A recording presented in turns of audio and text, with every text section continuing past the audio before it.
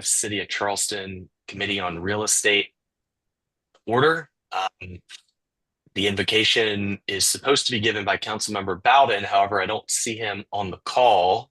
If I may call on Councilmember Waring to pinch hit, would be right. most appreciated. All right. Council member, let us pray and let's observe a moment of silence and take in the significance of Easter season and the Passover for all in our community. Keep those seasons close in our heart.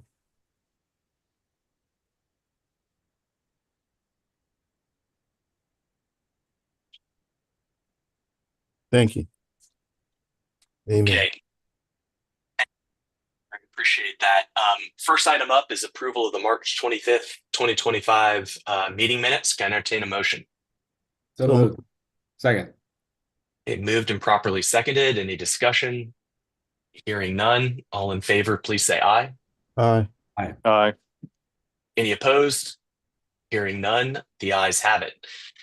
First item up is a authorization for the mayor to sign a land exchange agreement between Kuzi LLC and the city of Charleston for a land swap over in West Ashley. Can I entertain a motion to get this on the floor? So moved. Second. Okay, moved and Second. properly seconded, and I see Ms. Dinwoody's got her camera on. If you don't mind giving us some background on this, please. Yes, sir. Thank you, committee members. If it's okay, I'm going to share my screen. There we go. All right. Feel pretty certain that most of us on this committee remember the Verdier tracks. We went through this last year with the acquisition of these two parcels off of Bees Ferry Road. This is Claret Cup that's dividing them. This parcel here on the right is 673, and the parcel on the left is 674. The city acquired these from Kuzi last year. And the parcel on the left, 674, is intended to be developed for affordable housing units. This parcel on the right is currently zoned as commercial. Kuzi also owns this commercial parcel that's on the corner of Verdier Boulevard and Bees Ferry. Kuzi also owns this tract, which we're calling Tract X. And what this land exchange agreement involves is Tract X coming to the city in exchange for a portion of parcel 673. And to break that down a little bit better for you, here is the exhibit that's attached to the land exchange agreement. So the Kuzi Tract X is what we would be receiving. This is a total of 14.51 acres, about 3.6 of those acres being upland. In exchange for all of Tract X, the city would be conveying to Kuzi this portion of our 673, and this is a 2.89 acre portion with 2.6 acres being upland. So we would give Kuzi approximately 2.6 acres of upland. In exchange, we would be receiving approximately 3.6 acres that is adjacent to our affordable housing site. The plan for this tract, at least in part, would be to use part of the upland for off-site stormwater detention for our affordable housing project. Currently, the plan is to do underground detention, which is much, much more expensive than if we were to be able to do off-site detention on this. So that is the plan for this Kuzi Tract X if this land exchange agreement is approved. If we were to grant them this portion, the 2.89 acre portion, it would leave us, so we would be giving 2.6 upland acres, but it would still leave the city with 4.3 upland acres right here from that tract. The other relevant terms of this land exchange agreement would be Kuzi would be responsible for the cost and the preparation of the subdivision plat, including bringing that through PRC for approval. We are going to do and we've already done this, a soft like due diligence material exchange. We are doing a 60-day due diligence period that began on April 7th. The contract would obviously terminate if it is not approved by council. The deadline for council approval would be May 27th. We have requested appraisals for both of these tracks, what we would be receiving and what we would be giving. So we would be bringing those back to provide those to council members prior to that May 27th meeting. Closing would occur within 15 days of either the earlier of the expiration of due diligence or the subdivision plat approval. So we would close within 15 days of the later of those two events. I believe that is all of the big points for this agreement, but I'm happy to answer any other questions that you guys might have. Good stuff. Thank you so much, Ms. Dinwiddie. Any comments or questions from the committee? Yeah. Councilmember Waring. I voted, this is the only affordable housing project in my life that I've ever voted against. That said, I think we all know I'm a proponent of affordable housing. I do have a couple of questions. I just don't understand how on a 9-acre tract, the only option is to put underground stormwater storage. On this track? No, I mean on the original track. If you kept the original track and we didn't subdivide, I thought you said that we would, the stormwater would have to be placed underground, which is, and it's true, it's more expensive than. That would be on the affordable housing developed property on this tract, Right. Councilman Waring. So Right. this is where the affordable housing units, and we would be doing, I believe the plan is to do underground stormwater on this tract right here. And Councilman Waring, just if I may, this has really been kind of a cleanup effort. I think we're going to net out in a better place. This was brought to us by the Kuzi guys who we bought the property from. I think it makes a lot more sense, regardless of what we do with the property, if we ultimately build affordable housing or not. It's a more marketable piece by doing this. Their piece is more marketable, our piece is more marketable. So that was what the impetus behind this.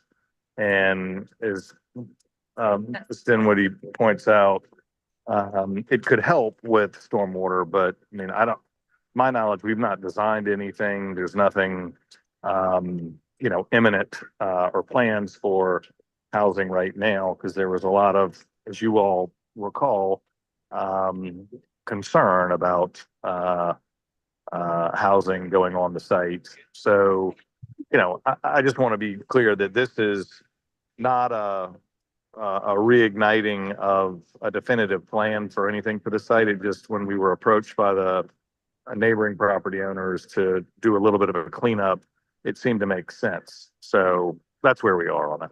Okay, I hear you. On the easement or whatever that subdivides the two property between track B and track C, track B and track C. Yes, sir. What Right is here. it? Yeah, what is it? That's Claret Cup Way. That is already built out with the sidewalks. It's a public right of way with sidewalks on both sides and utilities running through it. Okay, I agree. Okay. Listen, I think in the spirit of affordable housing, and I think if Councilman Biden was here, he would support this. I think in his district. So, hey, I moved approval. I maintain. I'll vote for it. Good deal. Anybody else have any comments or questions? All right. I think we're ready for a vote. All in favor of the land exchange agreement before us, please say aye. Aye. Any opposed? Aye. Any opposed? Hearing none, the ayes have it. right, thank you, Ms. Dinwiddie. Appreciate it. Next item up is an authorization for the mayor to execute an amendment and assignment of parking agreement between the city and MSP 741 meeting. And this is having to do with 50 parking spots over in the city-owned Charleston Tech Center parking garage over on Morrison. Can I entertain a motion to get this one on the floor? And so move. Second. Moved and properly seconded. Ms. Dinwiddie, please Yes. take it away. Sure. So this is an agreement that was entered into between the city and MSP 741 meeting in 2020, November 10th, 2020. It was a 10-year agreement, parking agreement that gave to MSP 741 40 business class spaces at the Charleston Tech Center garage, limited to regular business hours, and I believe 4 hours on Saturday. The reason why we did that was to assist them with zoning requirements, parking zoning requirements for their development at 741 meeting. Under the agreement, they had the 40 unreserved spots, the business class spots, and they were supposed to be paying $125 per activated spots. Over the last 5 years, they've actually not had to activate any. MSP, I believe 55 Romney is an associated entity of MSP 741. 55 Romney is going to be doing a residential development at 55 Romney Street. And what we're going to be doing is 741 meeting would like to assign their 40 spots to 55 Romney. Which we are consenting to by what's in front of you guys. But in addition to that, we're also amending the agreement. We're increasing the 40 spots to 50, and they will be unrestricted, not business class. The cost will go up from $125 per spot per month to $165 per spot per month. 55 Romney will pay per activated card up until March 1st, 2026, at which case they will be required to pay for all 50 spaces, whether they're activated or not, at the rate of $165. That will continue through the end of the term of this parking lease. So it has a remaining, I believe, 5 years left on it. And I think that's everything. Any questions that I can answer on this one? Right. Any comments or questions from the committee for Ms. Dinwiddie?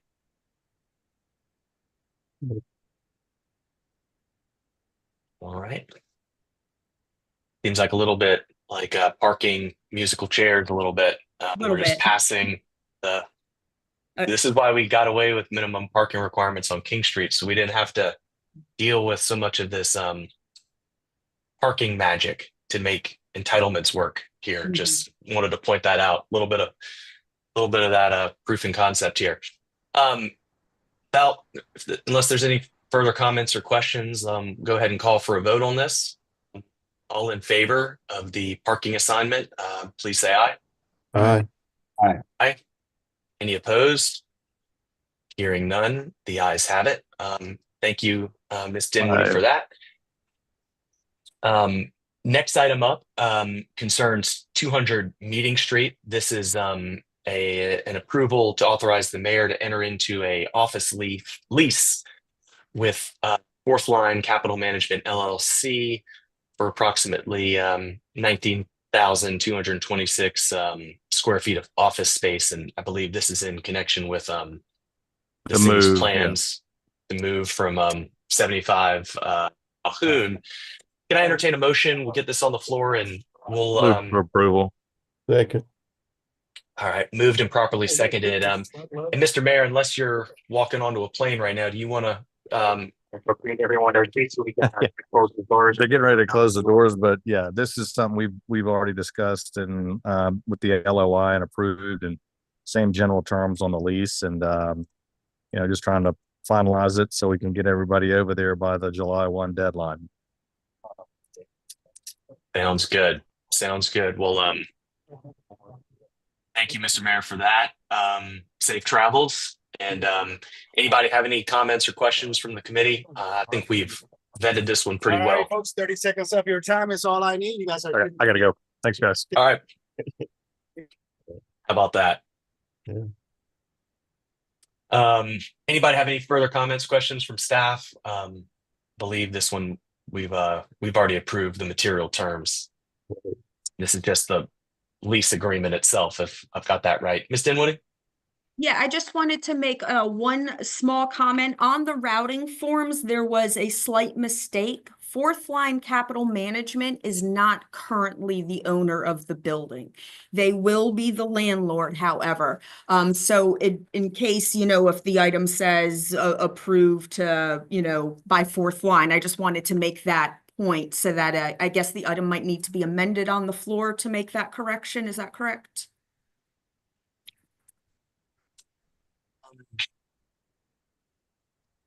We certainly want to do it right. Of course.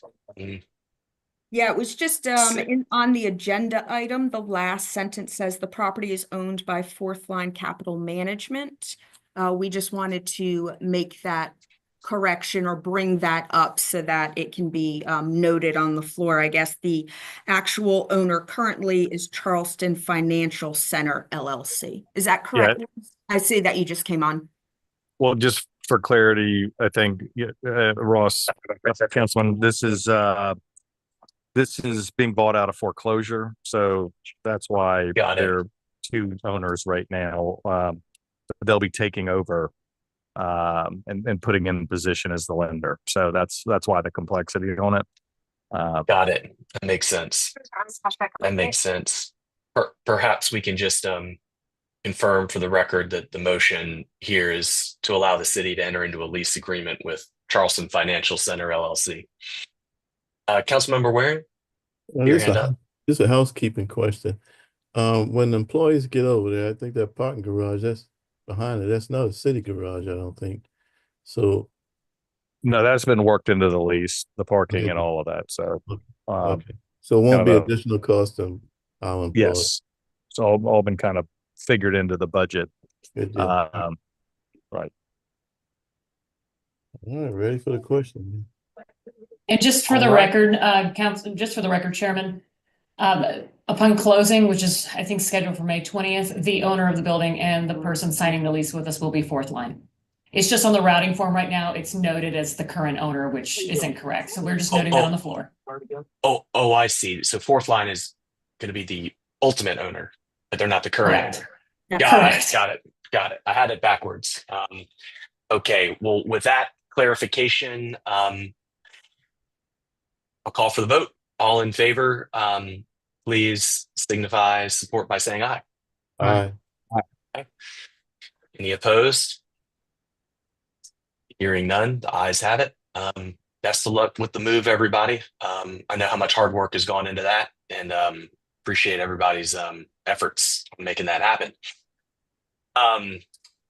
Next item up has to do with Piccolo Spoleto, and this is an approval for the use of Capers Hall over at the Citadel for the Piccolo Spoleto Festival coming up this year. Move for approval, Mr. Chairman.